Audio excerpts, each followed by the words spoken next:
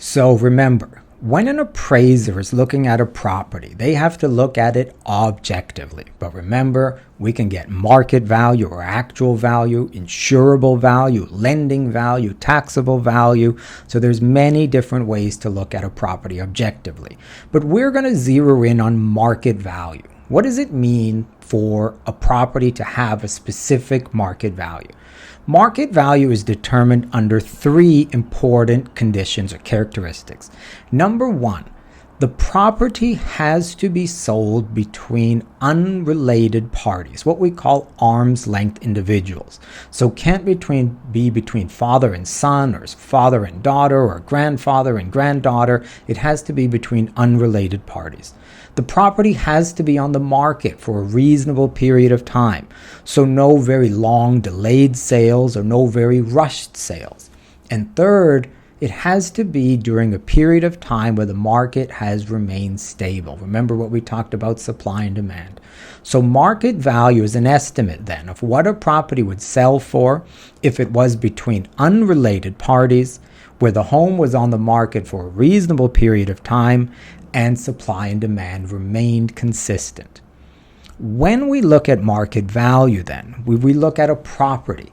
We can break a property into the physical item, what we call land and land improvements, the physical land and anything on the land. But we also have what we call rights of ownership. So when you buy a house, a townhouse, a condo, you get a parcel of land and some building structure that comes with it. But you also get rights or benefits that come along. So what kind of rights do we get? Well, first of all, we have to understand how we own these properties. Now, here in Canada, there's two main ways to own a property. You can be what we call a fee simple owner, or you can have a leasehold interest.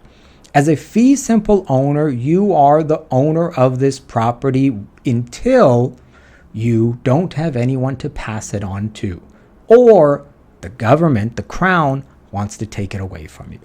As a fee simple owner, the property is yours and you have the right to pass it on to anybody you wish. But as a leasehold owner, the property is yours. You own it. Don't let the word lease confuse you. A leasehold interest is an ownership interest. You own the property for a set period of time. And when that time runs out, it goes back to the fee simple owner. So it's a lesser level of ownership. So someone buying a fee simple property who has the right to pass it on to their children would probably be willing to pay more than someone who's buying a leasehold property where the property will ultimately expire and return to the fee simple owner. So we have to understand what type of ownership we have. For you individuals in the group who live in condos or townhouses, when you own in a condo or townhouse, what do you own? Well, you own a fee simple interest in your strata lot. But you also own a fee simple interest in the common area, proportionately with the rest of the strata lot owners, the strata corporation. So you have to consider these two items together when the property is getting appraised, and they do. When you get, like we talked about before, your property tax assessment, it's the full item that's valued there, your individual strata lot plus the share of the common area. Well, we also have in real estate what we call airspace. Airspace is the air or the space above your property line, right up till where? Till what you can effectively use. You own that area, that space. Well, why is that important? Well, if you have a one-story home, a rancher, and you're allowed by the bylaws to make a two-story home, well, then your airspace says that you have the rights to use that. If you sell your plot of land to a developer and the airspace rights allow an 8-story townhouse complex or a 50-story apartment complex, then that's going to add value as well. Airspace is very, very valuable. It can be in the hundreds of millions of dollars depending on where you are. So airspace rights play a huge role in the valuation of property. The final item that we have to consider is what we call easements. An easement is where one property has the right to use another property in a specific way. Typically, they're adjoining properties, and a lot of times it's for like a common walkway, a common driveway, or some type of common path. The path is actually on only one of the properties, But in order to access the road or something like that, the other property has the right to use this driveway or walkway. That's an easement. Easements are not with the owners. They're connected to the land. So when the land sells, the new owner also has the right to keep using this easement. So all of these items play a role in how this property is going to be valued. We have the physical property, but we also have these rights of ownerships. And when we combine them all, we have what we call the subject.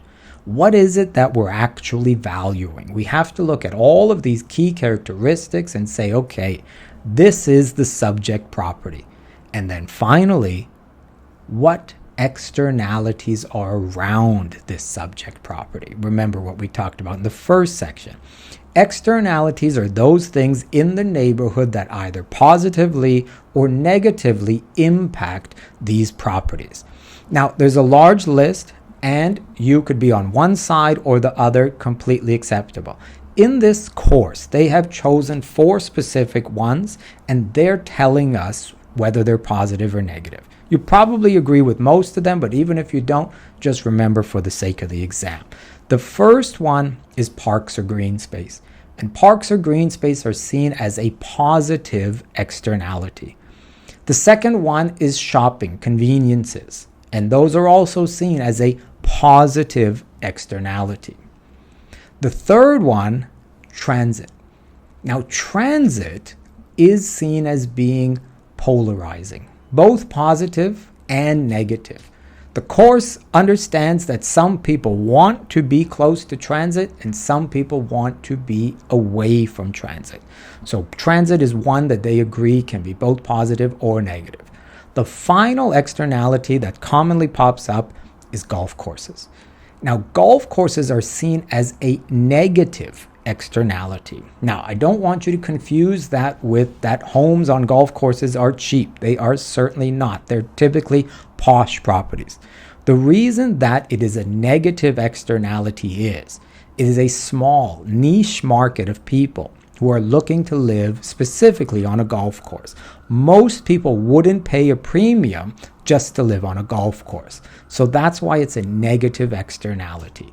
So when we're looking for market value, remember the 3 characteristics: arm's length transaction, reasonable time on the market, and during a time where supply and demand is consistent. Then we look at the property that we're talking about, the subject. What are the ownership rights? We have the physical land, but what ownership rights come with it?